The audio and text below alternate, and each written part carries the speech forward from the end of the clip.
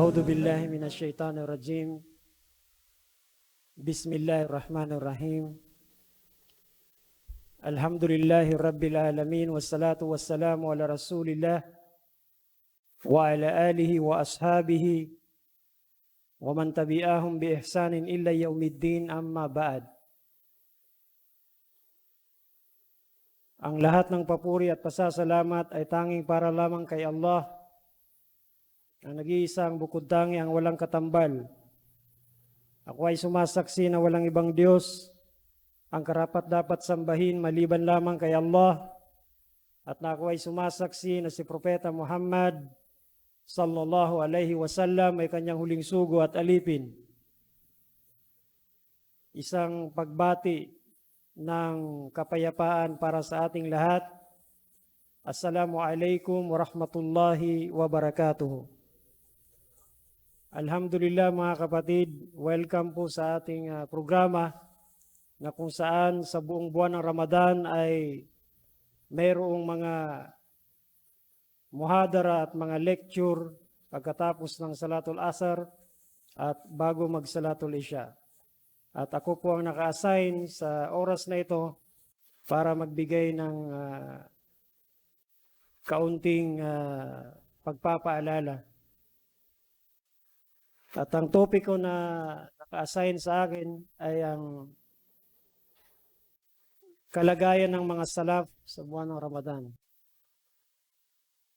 Una, dapat nating maintindihan kung ano ba itong salaf or kung sino itong tinutukoy na mga salaf, ay mga salafus salih. Sinabi ni Sheikh Ibn Uthaymin rahimahullah ta'ala,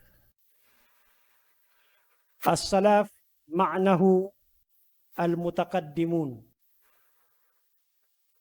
Ang ibig sabihin ng salaf, ayon kay Sheikh Ibn Uthaymin,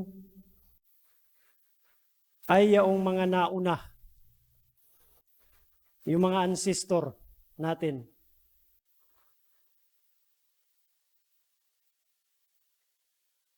Fakulu matukaddimin ala gayrihi fawa salafullah.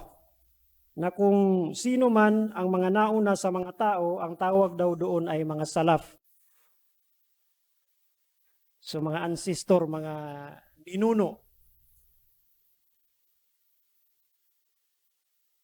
Subalit kung gusto nating tukuyin kung sino ang mga salaf sa ating ummah, sa ating kapanahunan, sila yaong at-thalata al-qurun al-mufaddalah. Yaong tatlong naunang pinakamainam na mga henerasyon. Unang-una, nandyan ang Propeta Muhammad sallallahu alaihi wasallam, of course. Then, ang sumunod, wahum as-sahaba, watabi'un, watabi'uhum. Ibig sabihin, ang mga sahaba, ang mga tabi'in, at ang mga tabi'in, yung mga sumunod sa kanila. Sa isang hadith, sinabi ng Propeta Muhammad sallallahu alaihi wasallam, khairun nas qarni, thumma alladhina yalunahum, thumma alladhina yalunahum. Ang pinakamainam na mga tao sa sangkatauhan ay ang aking henerasyon. Pagkatapos, ang sumunod sa kanila. At pagkatapos, yaong sumunod pa sa kanila.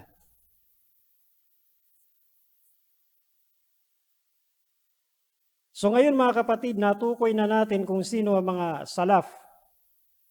Ang mga salafus salih, na sila itong mga sahaba, mga tabi'in, at mga tabi'in. Punta tayo sa ating topiko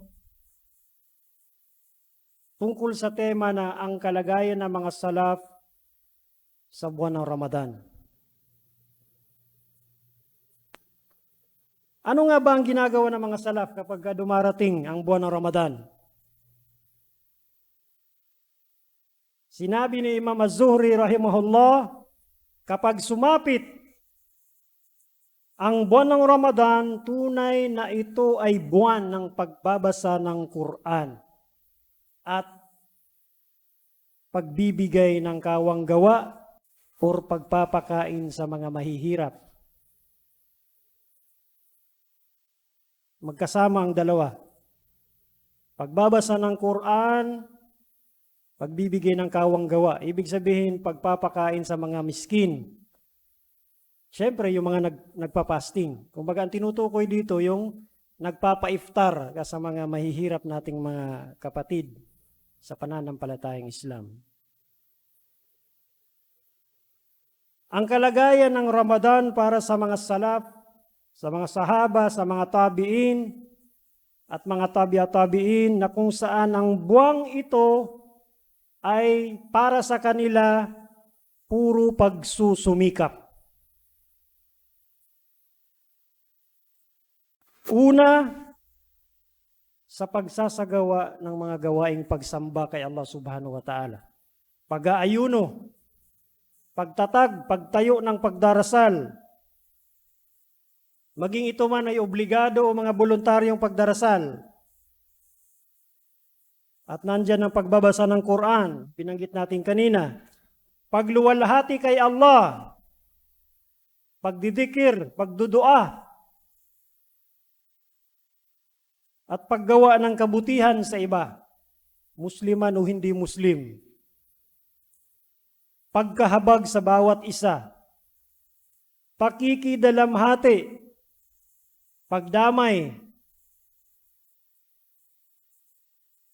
at ang pagpapakain sa mga dukha, gaya ng ating nabanggit kanina. Isa ito sa mga kaugalian na ginagawa ng mga salafus saleh sa tuwing buwan ng Ramadan. At alam natin, no? Natalakay na ng ating mga masyaikh lahat ng mga fadail, mga kainaman sa tuwing papasok o darating ang buwan ng Ramadan na kung saan ang gantimpala, ang reward ay doble-doble. Sa pagbabasa pa lang ng letra, isang letra mula sa kitab ni Allah subhanahu wa ta'ala. Na kung saan, nabanggit natin nung nakaraang muhadara, mayroong 10 kabutihan sa bawat letra pa lang ng banal na Quran na nabibigkas natin. Doon sa ating mga kapatid na bagong yakap sa Islam, huwag kayong mag-alala. Kung hindi man kayo makakabasa ng kahit isang letra sa banal na Quran, meron tayong available dyan na mga translation. Alamin natin ang kahulugan ng Surah Al-Fatiha, ng Suratul Ikhlas, na mga maiiksing surah, sapagkat kasama ito sa pagbabasa ng Quran. Hindi pwedeng basahin mo lang ng Quran at hindi mo alam ang kahulugan.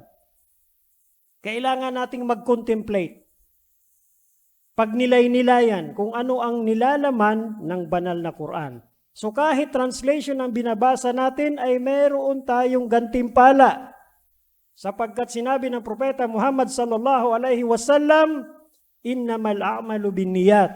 Ang lahat ng gawain ay nakabatay sa ating mga intensyon. So kung meron kang layunin na para ikaw ay magkaroon ng reward, pasok ka doon sa hadith na sinabi ng Propeta Muhammad sallallahu alaihi wasallam na man sama Ramadan imanan wa ihtisaban kafirul lahu ma taqaddama min danbi. Sino man ang nag-ayuno sa buwan ng Ramadan na mayroong paniniwala, mayroong iman at siya ay umaasa ng gantimpala mula kay Allah subhanahu wa ta'ala, ay patatawarin sa kanya ang kanya mga nagdaan na kasalanan. Allahu Akbar. Kaya samantalahin natin mga kapatid at huwag nating hahayaan o sayangin itong buwan ng Ramadan sapagkat marami ang hindi na pinalad na umabot sa buwan ng Ramadan. Marami sa ating mga kapatid na nasa critical na kondisyon at lumalaban para mabuhay. Pero subhanallah, alhamdulillah, Hindi nyo ba naisip na magpasalamat sa Allah subhanahu wa ta'ala at tayo ay nandito? Nakakapag-iftar,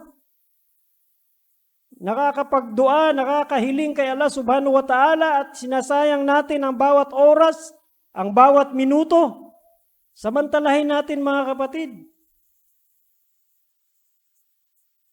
Dahil sinabi ng Propeta Muhammad sallallahu alaihi wasallam, itong buwan na ito, Shahrun Mubarak.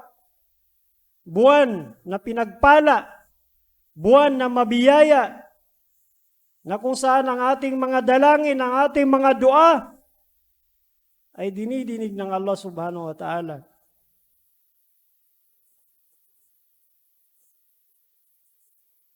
Huwag nating sayangin mga kapatid. Ang mga salafus salih, alam nyo ba? 6 na buwan silang nananambitan kay Allah subhanahu wa ta'ala at nagdudua na Allahumma balig na Ramadan. Ya Allah, paabutin mo kami sa buwan ng Ramadan, 6 na buwan. At pagkatapos ng buwan ng Ramadan, nagdudua na naman sila sa loob ng 6 na buwan pang tanggapin ng Allah subhanahu wa ta'ala ang kanilang mga gawaing pagsamba at ang kanilang mga pag-aayuno. Subhanallah. Ganun ang ugali ng mga salafus salih sa tuwing buwan ng Ramadan. Subhanallah.